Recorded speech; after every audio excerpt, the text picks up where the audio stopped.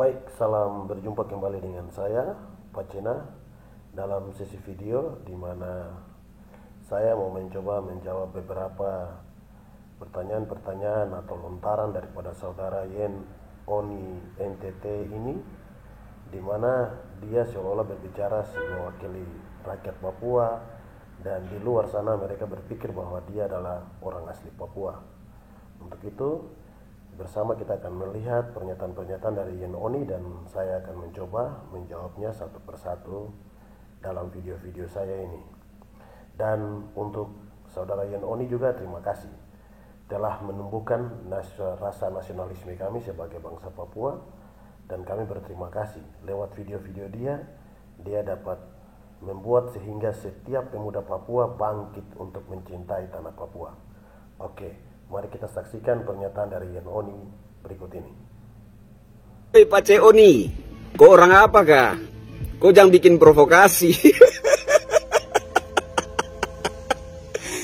Nampaknya tadi malam orang-orang OPM banyak yang masuk di Sapuro, Sa orang Indonesia dan saya tidak sedang bikin provokasi. Saya hanya sedang membantu masyarakat Papua untuk tidak tertipu dengan segala kebohongan OPM. Apakah orang-orang OPM merasa terancam dengan penjelasan yang saya sampaikan? Ya mungkin saja. Mereka tentu merasa dirugikan. Mereka berharap orang-orang Papua itu tetap bodoh, tidak punya wawasan yang luas, agar supaya mudah diprovokasi, supaya mereka mudah mengendalikan orang Papua untuk memberontak terhadap pemerintah Indonesia. Jadi kalau ada orang yang berbicara macam saya, berniat mencerdaskan masyarakat Papua, mereka merasa dirugikan, mereka terancam. Kalau orang Papua itu melek, sadar, terus tidak percaya dong punya hasutan dan provokasi segala macam itu. Begini kakak. Oh ya, kebetulan saya tidak butuh kutukan 7 turunan. Jadi nanti kakak kasih saja itu kutukan ke orang yang lebih membutuhkan ya kakak. Kita bicara fakta saja kakak. Bahwa orang-orang OPM itu kan cuma segelintir toh. Iya kan kakak? Orang-orang OPM itu kan cuma segelintir. Ya, segelintir yang menjadi penjilat Belanda, penjilat Amerika, penjilat Australia. Oke, baik, untuk saudara Yen Oni orang NTT, orang timur kayaknya. Yang pertama, Anda katakan bahwa orang-orang OPM tersinggung dengan kata-kata Anda. Oke, saya tanggapi langsung. Untuk Anda ketahui, OPM adalah organisasi besar kebebasan bangsa Papua. Mengapa demikian? Karena kami Papua secara kultur dan budaya beda dengan Anda dulu semua. Sangat berbeda dengan bangsa Indonesia, yang mana kami telah dipersiapkan kemerdekaan sebagai satu bangsa dan telah memproklamirkan kemerdekaan kami sejak tahun 1961. Namun, karena rakus, kalian datang untuk rampas. Bangsa Indonesia datang dengan rakus, dengan alam, kekayaan alam yang banyak di Papua nih, sehingga datang kemari dan merampas itu. Lewat itu, Tri Komando Rakyat kan, yang dipimpin oleh Soekarno. Oke. Untuk memperbaiki perekonomian bangsa Indonesia yang pada waktu itu terjadi krisis ekonomi karena negaranya baru merdeka, maka bukti-bukti sejarah seperti video ini menjadi acuan untuk dapat dilihat. Ketika kami sudah merdeka, kalian datang lewat Komando Rakyat yang dikomandangkan oleh Pak C itu, Soekarno itu, Presiden pertama Republik Indonesia itu. Akhirnya lewat perjanjian New York, dorang menyerahkan dari satu pihak ke pihak yang lain, seolah-olah macam orang Papua nih sebagai budak atau barang yang diserahkan-serahkan saja. Berarti sudah ketahuan bahwa bangsa Indonesia nih bukan datang untuk mendidik, namun datang hanya untuk kekayaan alam saja, untuk ambil, bawa pergi, rampas kekayaan alam. Makanya orang Papua nih dari tahun ke tahun hanya begini-begini saja. Jadi saudara Oni, OPM atau Papua tak tersinggung dengan pernyataan yang kau lontarkan bodoh itu. Karena yang kami inginkan hanya kebenaran, kebebasan bagi bangsa kami Papua. Anda buat video sampai capek-capek, sampai Anda mau step juga tetap Papua merdeka, supaya Anda ketahui itu. Terus yang lain juga bisa nonton supaya bisa mengerti ya. Oke. Yang kedua, Anda bilang lagi orang-orang OPM itu segelintir, kata segelintir ini. Ini kata segelintir nih bahasa yang selalu dipakai terus oleh pemerintah Republik. Untuk Anda ketahui, bahasa yang ini, yang sama segelintir ini juga dipakai oleh Bapak Mahmud MD. Namun, kalau bahasa segelintir, kenapa mereka takut untuk mencoba untuk berdialog dengan masyarakat Papua?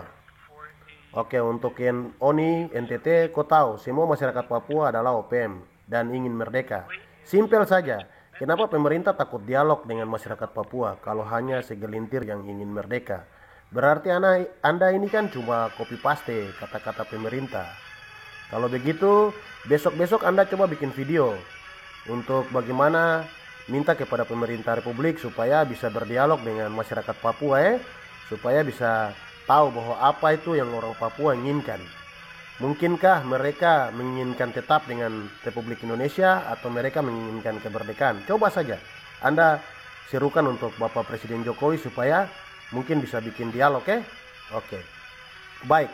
Yang ketiga yang saya jawab, Anda punya pernyataan lagi yaitu tentang pejuang kebenaran Papua yang lari ke luar negeri enak-enak duduk pakai jas di sana, tidak datang ke Papua tinggal. Kenapa mesti mau lari di sana? Baru jadi provokasi.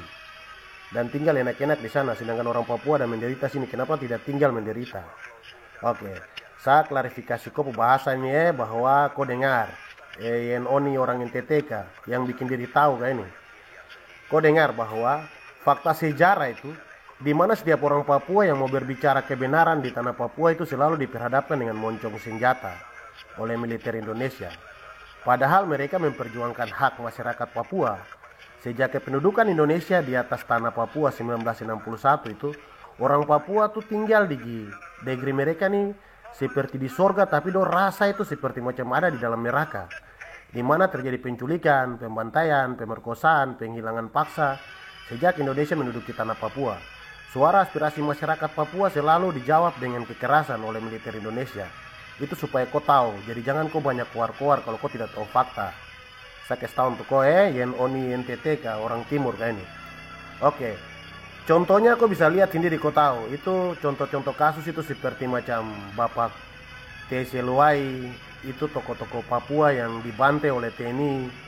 Terus Bapak Philip Karma yang sampai sekarang nasibnya tidak tahu kasus kematiannya. Terus banyak aktivis Papua juga yang bersuara namun ditangkap. Pendeta-pendeta juga hamba Tuhan banyak yang dibunuh. Jadi itu bukti-bukti fakta yang harus kau tahu dan harus kau dengar. Oke. Maka secara otomatis aktivis pejuang Papua harus lari ke luar negeri. Pace Yenoni harus lari ke luar negeri untuk meminta suaka politik dan berjuang mencari dukungan dunia internasional di sana. Anda sudah lihat video atau nonton video itu Profesor Rocky Garung punya video yang dia ada bicara itu, nonton supaya kau bisa pintar, ambil hikmah dari situ. Bahwa Rocky bilang begini, mau tidak mau tuh Papua pasti dilihat atau dilirik oleh dunia internasional serta PBB pasti masuk Papua. Kalau PBB sudah masuk Papua, hasil akhir kan pasti tong sudah tahu, pasti Papua merdeka.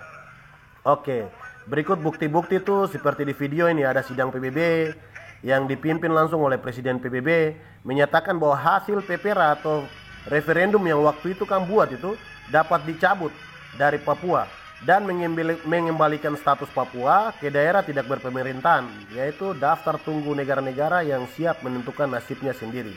Seperti video yang kau ada nonton-nonton ini.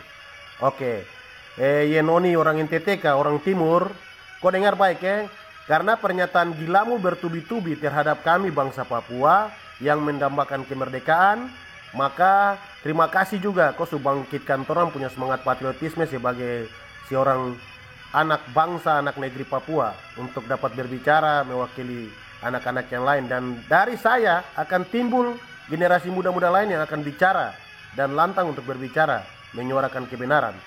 Maka nanti saya akan jawab satu persatu dalam setiap video-video yang banyak kau bikin itu. Sekali lagi, jangan kau lupa, kau harus urus kau daerah NTT sana yang tandus, kau kasih pupuk, kalau terada kau minta di pemerintah supaya kau masyarakat orang itu jangan banyak lari ke Papua. Kau harus ajak dorang bilang, aduh mari tom pulang bangun tom punya NTT, karena tom pulang itu sumber air sudah dekat, begitu ya. Kampung iklan kan biasa begitu toh, sumber air sudah dekat, begitu iya. Ingat sumber air sudah dekat itu.